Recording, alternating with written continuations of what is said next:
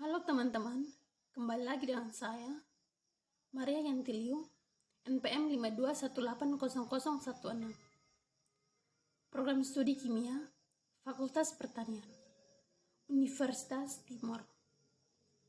Kali ini, saya akan mempresentasikan proposal saya dengan judul Aktivitas Antibakteri, Ekstrak Etanol Daun Serai Dapur, Cimbopogon Citratus DC Staf, asal Pulau Timur. Bab 1 Pendahuluan. Latar belakang.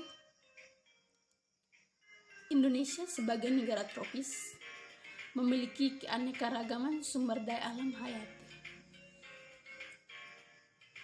Keanekaragaman ini sangat bermanfaat, terutama dengan banyaknya spesies tanaman yang dapat digunakan sebagai obat. Pemanfaatan bahan alam yang berasal dari tumbuhan sebagai obat tradisional telah lama dilakukan oleh masyarakat Indonesia untuk menangani berbagai masalah kesehatan.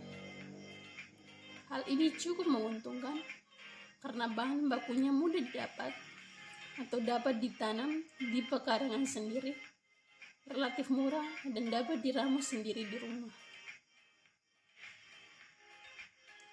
Salah satu tanaman yang dapat digunakan sebagai obat tradisional yaitu serai Cimbopogon citratus.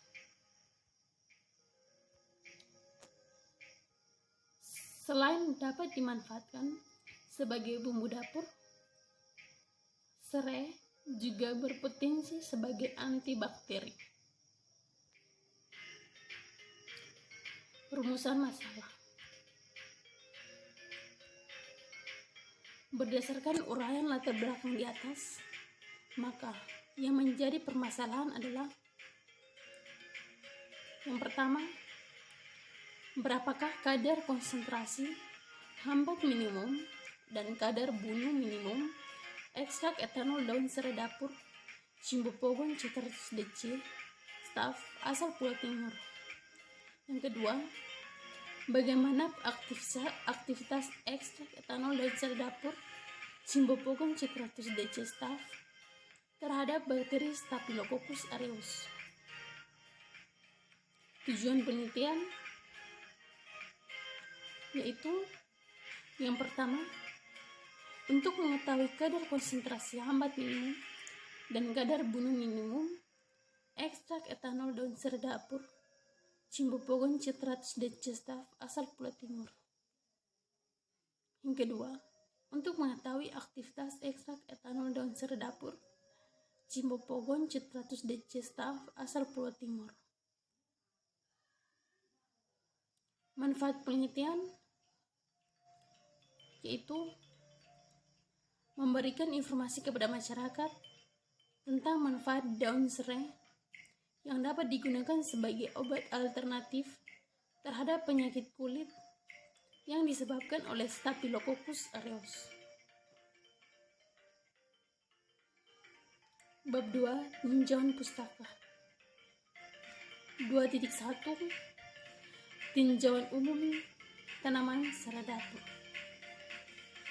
Klasifikasi tanaman serai dapur Cimbopogon citratus. Tanaman daun serai dapur menurut ilmu tumbuh-tumbuhan termasuk dalam sistematika berikut. Regnum, lanta atau tumbuhan, divisi Magnoliophyta atau tumbuhan berbunga, kelas Liliopsida atau berkeping satu atau monokotil, subkelas Comelinidae, famili Poaceae atau suku rumput-rumputan, genus Cimbopogon, spesies Cimbopogon Citratus DC. Serai dengan nama latin Cimbopogon Citratus DC. Tanaman ini termasuk golongan rumput-rumputan. Tanaman serai tidak banyak memerlukan persyaratan dan dapat ditanam pada tanah yang kurang subur. Tanaman ini memiliki akar serabut yang banyak sehingga selain dapat diambil minyaknya, tanaman ini juga berpotensi untuk mencegah erosi tanah dan merehabilitas lahan kritis. Menurut Wahyuni et al. 2003. 2.2 Tinjauan umum zat antibakteri. Zat antibakteri adalah zat yang dapat mengganggu pertumbuhan atau bahkan mematikan bakteri dengan cara mengganggu metabolisme bakteri. Antibakteri hanya dapat digunakan jika mempunyai sifat toksik selektif. Artinya, dapat membunuh bakteri yang menyebabkan tetapi tidak beracun bagi penderitanya. Faktor-faktor yang berpengaruh pada aktivitas zat antibakteri adalah pH, suhu stabilitas senyawa, jumlah bakteri yang ada, lamanya inkubasi, dan aktivitas metabolisme antibakteri. Menurut Jawetz tahun 2008. 2.3 Tinjauan tentang Staphylococcus aureus. Yang pertama, klasifikasi bakteri Staphylococcus aureus menurut Gamiti tahun 2004 adalah kingdom, prokariot, filum, Protobacteria, klasis, Protophyta, ordo, Eubacteriales, famili,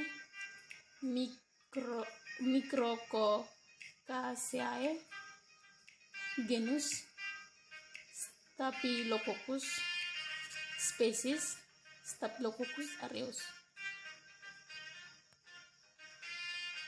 Yang kedua, ciri-ciri bakteri Staphylococcus aureus. Staphylococcus aureus adalah bakteri gram positif, tidak bergerak, ditemukan satu-satunya, berpasangan, berantai pendek atau bergerombol, tidak membentuk spora, tidak berkapsul, dan dinding selnya mengandung dua komponen utama, yaitu peptidoglycan dan asam teukuat. 2.4 Ekstraksi. Ekstrak adalah zat padat yang diperoleh dengan mengekstraksi zat aktif dari Simplicia nabati atau hewani menggunakan pelarut yang sesuai. Kemudian semua atau hampir semua pelarut diuapkan dan massa atau serbuk yang tersisa diperlukan sedemikian rupa sehingga memenuhi baku yang ditentukan. Ekstraksi merupakan pemindahan massa zat yang semula berada di dalam sel ditarik oleh cairan penyari sehingga terjadi pemindahan larutan zat aktif ke dalam cairan penyari. Bab 3 Metode penelitian. 3.1 Tempat dan waktu penelitian. Penelitian ini akan dilaksanakan di laboratorium Fakultas Pertanian Universitas Timor. 3.2 Alat dan bahan. Yang pertama, alat. Alat yang akan digunakan dalam penelitian ini adalah cawan Petri, autoklaf, timbangan analitik, rotary evaporator, tabung reaksi, aluminium foil, Erlenmeyer 100 ml dan 250 ml, gelas ukur 100 ml dan gelas kimia 250 ml. Yang kedua, bahan.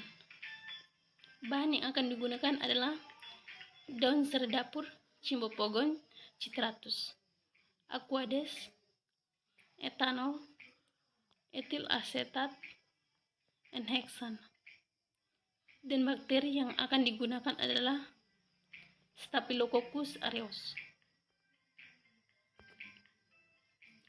3.3 Prosedur kerja. Yang pertama, pengambilan sampel. Sampel daun serai Cymbopogon citratus diambil dari Pulau Timur. Yang kedua, pengolahan sampel. Sampel dibersihkan, kemudian dipotong kecil-kecil.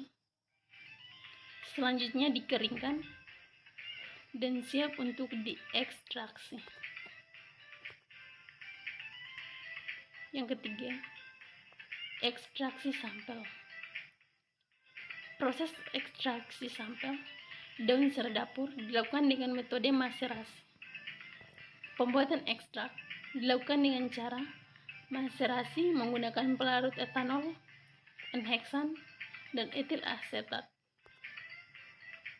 Sebanyak 2 kg daun serai di blender sehingga diperoleh serbuk. Selanjutnya, serbuk direndam pada wadah kaca dengan ketiga pelarut dan ditutup dengan aluminium foil. Kemudian disaring dan didapatkan maserat. Seluruh maserat dikumpulkan dan diuapkan dengan rotary evaporator untuk mendapat ekstrak kental yang bebas dari pelarut. Keempat, uji aktivitas antibakteri. A. Sterilisasi alat dan bahan. Seluruh alat yang akan digunakan dicuci bersih, dikeringkan, dan disterilisasi terlebih dahulu, dan bahan yang akan digunakan.